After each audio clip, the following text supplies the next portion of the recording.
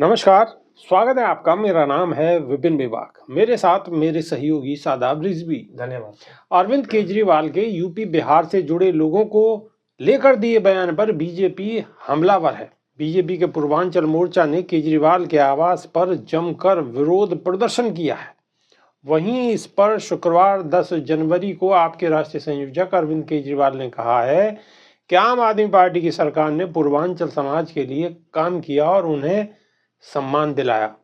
अरविंद केजरीवाल ने कहा है कि हमारी सरकार ने कच्ची कॉलोनियों में सड़कें बनवाई हैं, पानी सीवर की पाइपलाइन बिछाई हैं, स्कूल मोहल्ला क्लिनिक बनाया है। बीजेपी बताए उसने पिछले 10 साल में पूर्वांचल समाज के लिए आखिर क्या काम किया है।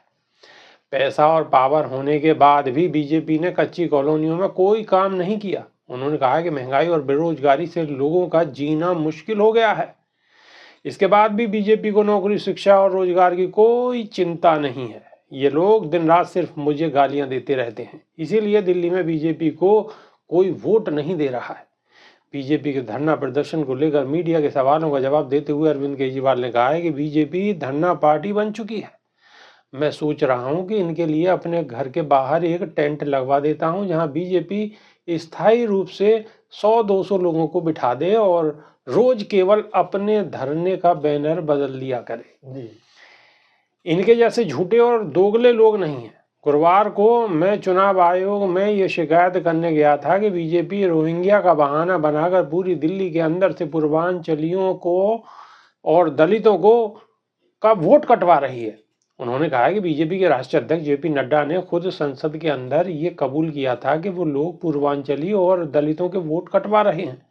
अब बीजेपी के लोग मेरे ऊपर ही ऊल जलूल आरोप लगा रहे हैं। पूर्वांचल समाज से आम आदमी पार्टी के सबसे ज्यादा एमएलए हैं। इस बार भी हमने पूर्वांचल के लोगों को सबसे ज्यादा टिकट दिया है, लेकिन बीजेपी ने कितनी टिकट दी है? तो शादाब रिजवी, अरविंद केजरीवाल व बीजेपी लगातार पूर्वांचलियों को लेकर हमलावर है और अरविंद केजरीवाल भी कोई मौका नहीं छोड़ रहे हैं। बिल्कुल।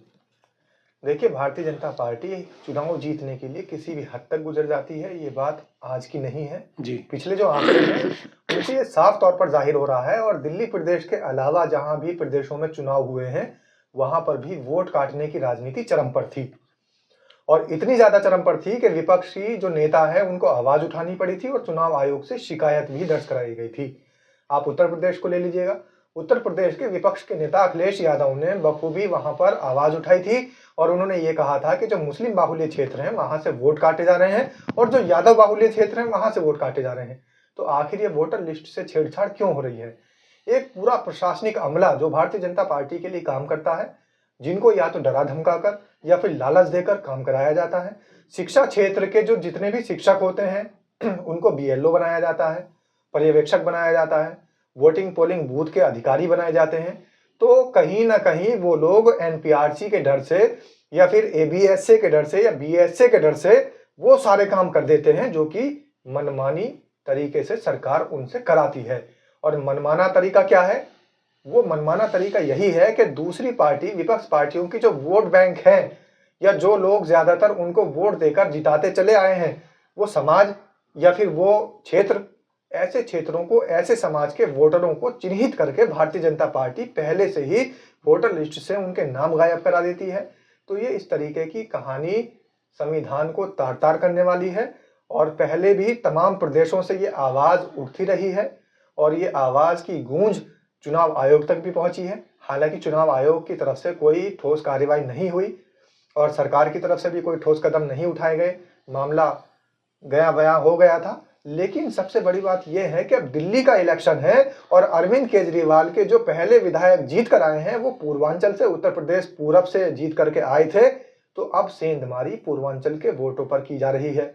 अभी आपने देखा बेबाक जी के प्रदर्शन हो रहे हैं कि भाई पूर्वांचल के पक्ष में केजरीवाल बात कर रहे हैं, लेकिन हम पूर्वांचल के लोग केजरीवाल के खिलाफ हैं।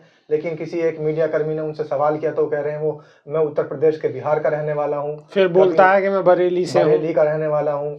तो यानी कि वो इनमें से कहीं के भी नहीं है, वो दिल्ली के ही हैं और उन्हें इस बारे में शायद जानकारी भी नहीं है कि बरेली उत्तर प्रदेश में है या बिहार में है। और सही मायने में तो वो लोग आरएसएस के लोग हैं और बीजेपी के लोग हैं। बिल्कुल बिल्कुल। वो कहीं से भी आ जाते हैं। जब भी दिल्ली के अंदर दंगे हुए हैं, भारतीय जनता पार्टी ने इस प्रयोग को किया है और इस प्रयोग में सफल हुई है। जब एनआरसी सीएए का मामला था, तब भी बाहरी लोग वहां से आते थे और तमंचा लहराते थे और जय श्री राम के नारे लगा के दंगा हुआ था और कत्लेआम हुआ था, बहुत सारे लोग मारे गए थे। तो ये कहानी आज की नहीं है। जब भी कभी कोई आवाज उठाता है तो उसकी आवाज दबाने के लिए आरएसएस और बीजेपी पहले ही एक इंजेक्शन तैयार रखती है, और वो कौन से लोग होते हैं, कहाँ के लोग होते हैं, वो प्लांट कर दिए जाते हैं और वो अपनी जो वहां पर शरारत फैलाने वाली और दंगा भड़काने वाली या फिर प्रदर्शन करने वाली, किसी को बदनाम करने वाली, जैसे किया गया प्रदर्शन के तहत लोगों को दिखाया गया कि भाई ये जो पूर्वांचल के लोग हैं ये तो खुद केजरीवाल के खिलाफ हैं, लेकिन एक मीडिया कर्मी ने उनकी पोल पट्टी खोल दी। तो ये पहला मामला नहीं है विभाग जी। पहले से ही भारतीय जनता पार्टी उन वोटर्स में और उन क्षेत्र के लोगों में सेंधमारी करती चली आ रही है। सेंधमारी करती चली आ रही है। वैसे भी अब चुनाव है तो बयानबाजी भी सामने आएगी और नए नए तरीके अपनाए जाएंगे कि अपने अपने पक्ष में वोट करने के लिए साम दाम दंड भेद हो सकता है सभी का इस्तेमाल हो। तो अभी के लिए सिर्फ इतना ही। नई वीडियो में फिर रूबरू होंगे। बहुत बहुत शुक्रिया, धन्यवाद, नमस्कार। धन्यवाद।